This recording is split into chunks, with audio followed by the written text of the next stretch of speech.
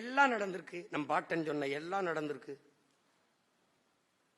நாடு சுதந்திரம் அடையிறான். கொடி எந்த மாதிரி இருக்கும்னு தெரியல. அவன் கொடி ஏத்துறான். தாயின் மணி கொடி பறக்குது பார், அது தாழ்ந்து பணிந்துல போற்றிட வாரின்னு அவன் கொடி ஏத்திடுறான். மாநிலம் பிரிச்சிடறான் பாரு, பிரிச்சிடறான். அவன் பிரிக்கிறான். அதுக்கப்புறம் தமிழ்நாடுன்னு பேர் வைக்கலாம், அவன் வச்சிடறான். சொன்னது எல்லாம் நடக்குது. அவனே சொல்றான், தர்மமே வெல்லும் எனும் சான்றோர் சொல் பொய்யாமோங்கிறான். பாரதி சொன்ன இத்தனை நடந்தது, இது நடக்காதா?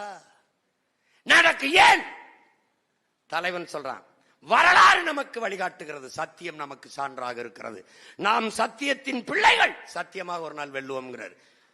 அதான்டா தர்மம். தர்மமே வெல்லும் சான்றோர் சொல் பொய்யாமோங்கிறான். உறுதியா வெல்லுவோம். நம்முடைய தாத்தா தெய்வ திருமகன் சொன்னதெல்லாம் நடக்குது. பாலை விற்பது போல தண்ணீரை விற்பார்கள், வித்தான். புறாக்கள் கூடு கட்டி வாழ்வது போல மனிதர்கள் வீடு கட்டி வாழ்கிறார்கள். அடுக்ககம், பிளாட்ஸ், விளை நிலங்களை வீட்டு மனைகளாக விற்பார்கள். Real estates விற்கிறார்கள்.